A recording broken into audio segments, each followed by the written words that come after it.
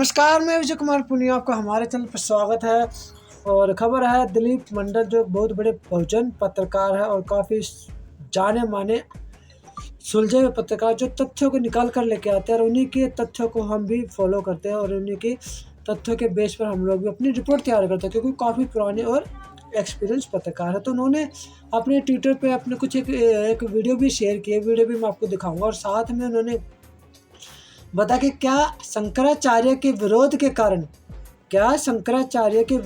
कारण नरेंद्र मोदी अब अयोध्या में राम मंदिर की प्राण प्रतिष्ठा के कार्यक्रम में मुख्य जजमान नहीं होंगे। शंकराचार्य हिंदू धर्म में होने वाले सुधारों के हमेशा विरोधी रहे हैं।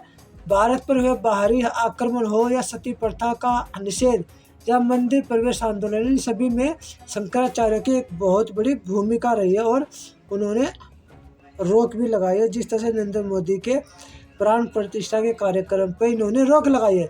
तो अब आप जो है दिलीप मंडल का पूरा इंटरव्यू सुनिए कि किस तरह से आप कुछ बताना चाह रहे हैं। नमस्कार। अयोध्या में राम मंदिर की प्राण प्रतिष्ठा का जो कार्यक्रम है, जो 22 जनवरी को होने वाला है, वो अब उसका दिन काफी निकट आ चुका है। और इस बीच में एक महत्वपूर्ण डेवलपमेंट ये है, ऐसी खबरें आई हैं, प्रधानमंत्री नरेंद्र मोदी इस कार्यक्रम में मुख्य जजमान के रूप में हिस्सा नहीं लेंगे। वो वहां रहेंगे और उनकी एक महत्वपूर्ण भूमिका होगी, लेकिन वो मुख्य जजमान नहीं होंगे। इससे ठीक पहले आप याद कीजिए कि कुछ धर्मगुरुओं ने और शंकराचार्यों ने, संभवतः 2 शंकराचार्यों ने ये कहा कि इस जिस तरह से कार्यक्रम हो रहा है वो हिंदू रीति और शास्त्रीय परंपराओं के हिसाब से नहीं हो रहा है और हम नहीं जाएंगे और वगैरह वगैरह, इस तरह की चीजें। और नरेंद्र मोदी उस मूर्ति को छुएंगे तो हम क्या वहां तालियां बजाएंगे, इस तरह की बातें शंकराचार्यों के द्वारा कही गई। अब इस मामले को 2 तरह से देखा जा सकता है। एक तो इसकी एक सीधी सीधी सेकुलर व्याख्या हो सकती है, और भारत का वो सेकुलरिज्म नहीं बल्कि सेकुलरिज्म की जो शास्त्रीय फिलोसॉफिकल यूरोपीय व्याख्या है, उसके हिसाब से धर्म और राजकाज अलग अलग होना चाहिए। तो किसी भी राजकीय व्यक्ति को इस तरह के धार्मिक आयोजन में हिस्सा नहीं लेना चाहिए। वो एक विचार है, लेकिन भारत में वो प्रभावी विचार नहीं है, क्योंकि भारत में राजकाज और धर्म का हमेशा से ही एक तालमेल या संबंध रहा है। इवन अगर आप भारतीय आजादी के समय की कहानी देखें, फ्रीडम एट मिडनाइट पढ़ें अगर, या और तमाम उस समय के अखबार और डिस्पैचेज पढ़ें, आप पाएंगे कि भारत की आजादी का पूरा समारोह ही एक धार्मिक कार्यक्रम के तौर पर हुआ था। उस दिन बकायदा, उस रात को बकायदा शाम को यज्ञ हुआ था राजेंद्र प्रसाद के घर में, जिसमें सारे जो मंत्री थे वो वहां पर बैठे थे और वहीं से वो संसद भवन जो भी है वहां पर गए। नेहरू के घर पर बकायदा विभिन्न जगहों से आए हुए ब्राह्मण वहां पर वो आए, पुजारी, उन्होंने उनको नहलाया बकायदा, वो चंदन और ये सब अक्षत वगैरह जो डालते हैं वो सब डाला। बिल्कुल वो उनको एक धर्म दंड दिया गया, जो भी नरेंद्र मोदी ने धर्म दंड पकड़ा है उस तरह का एक धर्म दंड पकड़ाया गया। और पूरा वो एक धार्मिक आयोजन के तौर पर 15 अगस्त का कार्यक्रम हुआ।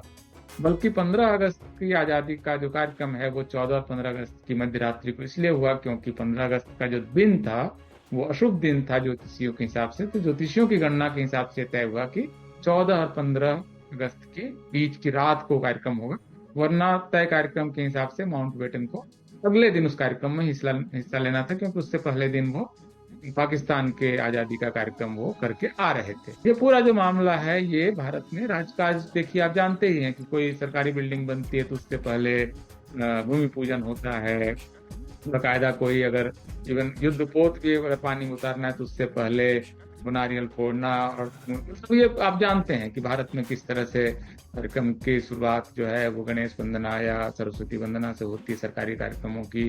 तो ये एक परंपरा है, घालमेल है, और ये कोई नरेंद्र मोदी के आने के बाद या वाजपेयी के बाद नहीं हुआ है, कांग्रेस के समय से ये परंपरा चली आ रही है।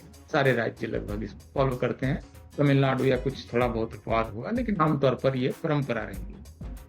तो ये अगर परंपरा है तो इसके हिसाब से प्रधानमंत्री का अयोध्या के राम मंदिर कार्यक्रम में मुख्य जजमान बनकर जाने को लेकर कोई आपत्ति नहीं होनी चाहिए, खास करके उन लोगों के द्वारा जो खुद को फिलोसॉफिकली सेकुलरिज्म के साथ जोड़कर नहीं देखते हैं, जो फिलोसॉफिकली और आइडिया के तौर पर वेस्टर्न सेकुलरिज्म के आइडिया को फॉलो करते हैं उनको तो लगेगा कि ये क्या हो रहा है इन दोनों के घालमेल में, लेकिन भारत का ज्यादातर जनमानस इसको लेकर कोई आपत्ति नहीं जताता है कि धार्मिक आयोजनों में सरकारी व्यक्ति शामिल हो। ये इसका एक तरह से भारत का ये कॉमन सेंस है, ये एक नॉर्म है, नॉर्मल आइडिया है, नॉर्मेटिव आइडिया है। शंकराचार्य मुख्य रूप से जिस तरह से इस कार्यक्रम में का विरोध कर रहे हैं होने का और नरेंद्र मोदी के वहां शामिल होने का या मूर्ति छूने का, मुझे लगता है कि ये एक गलत बात है। और यहाँ पर हम आज आपसे शंकराचार्यों की ऐतिहासिक भूमिका के बारे में संक्षेप में, बहुत डिटेल में नहीं, एक बातचीत करना चाहेंगे। जैसे कि शंकराचार्य का जो पद है आदि शंकराचार्य से शुरू हुआ माना जाता है। विवाद है बहुत कुछ कि उनका जन्म कब हुआ, कम से कम 3 अलग अलग तारीख आती है।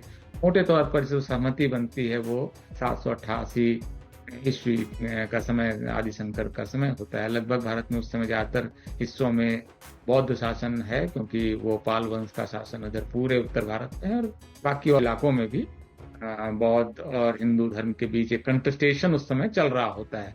बौद्ध धर्म थोड़ा ढलान पर है, राजकीय उसको संरक्षण मिलना कम होता है, लेकिन दोनों चीजें साथ साथ वो चल रही होती है उस पूरे पीरियड में। इसलिए आप पाएंगे उस पीरियड की बौद्ध मूर्तियां जो है पूरे भारत में जमीन कहीं भी खोदने से आमतौर पर मिलती है, 700-800 ईस्वी सदी के आसपास की। तो बौद्ध असर जो है वो उसका जब वो क्षीण होना शुरू होता है और फिर से जो हिंदू और ऑर्थोडॉक्सी है वो खड़ी होती है, तो एक मध्य मार्ग के रूप में शंकराचार्य आते हैं और वो बौद्ध महायान परंपराओं से बहुत कुछ लेकर, बहुत सारे जो उनके आइडियाज हैं अगर आप पाएंगे तो वो बहुत मिलते जुलते आइडियाज हैं। वो ईश्वरवाद का नकार है उसमें, अहम ब्रह्मास्मि है कि व्यक्ति और जीवात्मा और जो परम ब्रह्म है उसके बीच द्वैत नहीं है, डुअलिज्म नहीं है। तो ये आइडिया के तौर पर बहुत सारी चीजें शंकराचार्य लेकर आते हैं। तत्वमसी का आइडिया वो लेकर आते हैं। तो ये सारे आइडियाज उस दौरान आप पाएंगे कि आता है वो, जिससे जगत जो है वो जो द्वैत है वो कहता है कि जगत जो है वो अलग चीज और जो एक ब्रह्म है वो अलग है, जबकि इसमें उन दोनों डुअलिटीज को ये नहीं मानते हैं और अद्वैत को शंकराचार्य प्रोफेस करते हैं। तो ये चूंकि मेरा विषय भी नहीं है, बहुत मैं आमतौर पर अपने टेक्सचुअल रीडिंग से मैं बोल रहा हूँ, मैं इस विषय का ज्ञाता नहीं हूँ। आप इस विषय के जो जानकार हैं उनसे पूछें कि अद्वैत क्या है, तो इसको हम छोड़ भी देते हैं। अभी हम सिर्फ इसकी शंकराचार्य के समय फिर उनके आने के बाद के समय की पॉलिटिक्स पर बात कर रहे हैं। तो देखिए लगभग यही समय है जिस समय आपको पाएंगे कि भारत में एक तरह से मुस्लिम आक्रमण शुरू होता है। मीर कासिम उसी समय सिंध वगैरह पर कब्जा कर लेते हैं, राजा दाहिर को हराते हैं। उसके थोड़े समय के बाद मोहम्मद गोरी और फिर उसके बाद एक पूरी परंपरा को देखेंगे कि जो दिल्ली सल्तनत है जिसमें कि तमाम तरह के उनके जो का राजवंश है वो शासन करते जाते हैं, जो 1526 में जाकर फिर मुगल शासन के तौर पर आता है। मुगल शासन जिस समय आता लगभग ये वही समय है जिस समय की 4 मठ स्थापित होते हैं 4 देश के कोने में शंकराचार्य के परंपरा से, और वो अपना फिर जो भी धार्मिक कार्य वगैरह करते हैं। लेकिन शंकराचार्य का जो अद्वैत मत है इसकी हिंदू समाज में बहुत ज्यादा व्याप्ति नहीं है, क्योंकि जो हिंदू समाज है मुख्य रूप से वो देवी देवताओं की पूजा करता है और वो 33 करोड़ या 33 प्रकार के दोनों तरह की व्याख्याएं, 33 कोटि देवताओं की वो जो परंपरा है उस परंपरा का ये देश है। अगर हिंदू देश जहाँ पर हिंदुओं का जो देश है, मतलब एक तरह से हिंदुओं का देश है या देश के जो हिंदू हैं, दोनों को आप उस तरह से देख सकते हैं। जैसे अगर वो हिंदुत्व परंपरा के हिसाब से देखें, सावरकर आइडिया के हिसाब से, तो ये हिंदू राष्ट्र है। और अगर आप अन्य परंपराओं के हिसाब से देखें तो इस देश के बहुसंख्यक हिंदू हैं।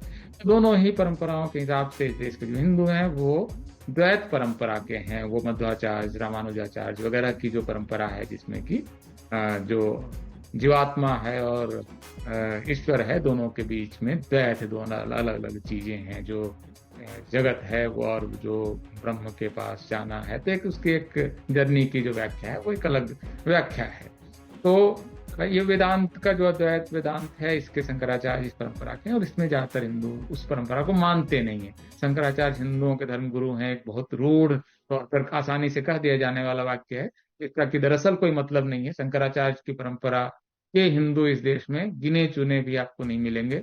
मुझे नहीं लगता है कि उनकी संख्या लाख में भी होगी। जो शंकराचार्य की अद्वैत परंपरा को मानते हैं वैसे लोग आपको बहुत कम मिलेंगे।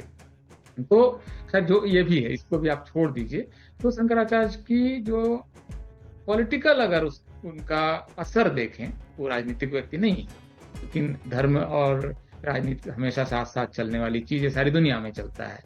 तब पोप और रोमन एम्पायर साथ साथ चला एक समय के बाद आप देखेंगे, या जो खलीफा हैं तुर्की के और इस्लाम साथ साथ चला। हिंदू धर्म में भी, यहाँ के राजाओं में भी उसी तरह की परंपरा रही है।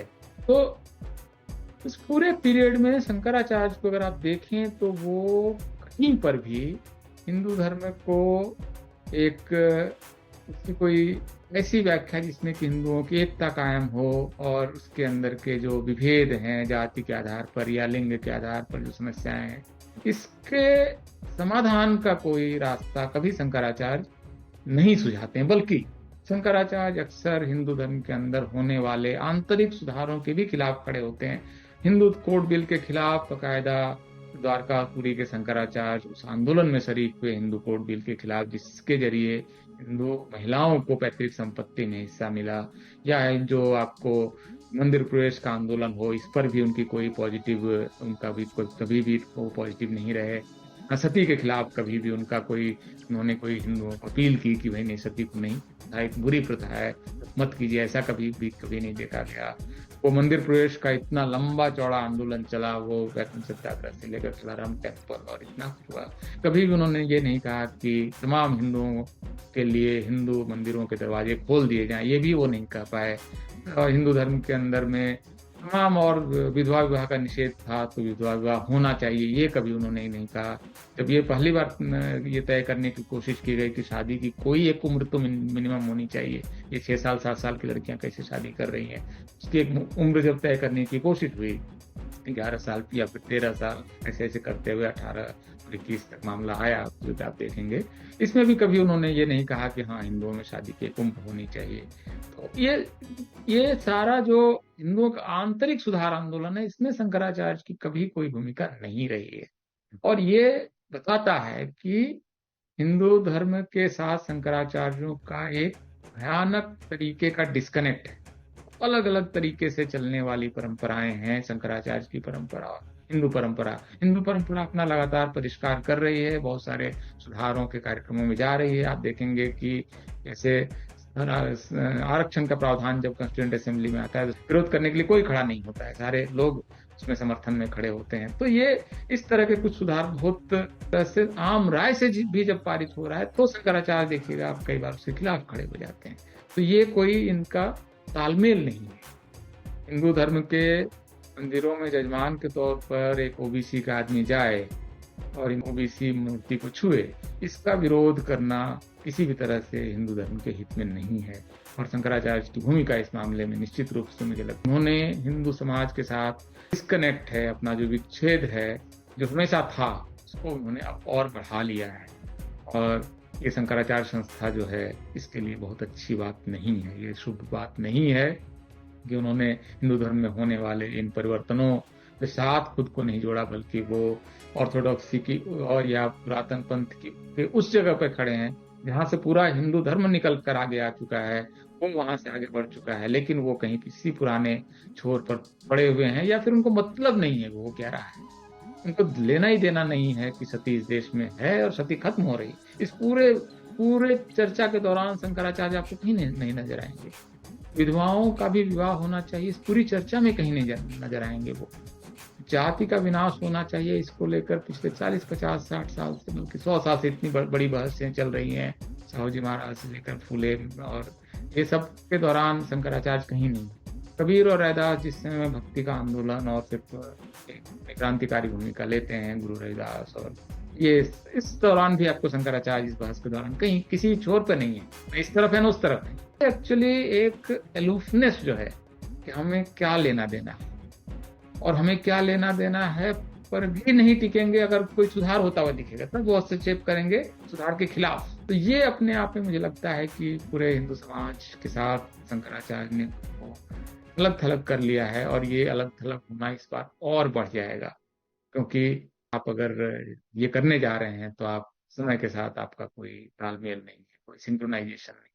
तो इस पर मुझे लगता है, पता नहीं शंकराचार्य तो खैर क्या ही विचार करेंगे, उनको जबकि लेना ही देना नहीं है, लेकिन हिंदू धर्म के वो गुरु हैं जो लोग कह रहे हैं, और ऐसा समय आ गया है कि राजनीतिक विरोध के लिए वो लोग शंकराचार्य के पक्ष में खड़े हो जा रहे हैं जिनका शंकराचार्य के विचारों के साथ कोई लेना देना नहीं है।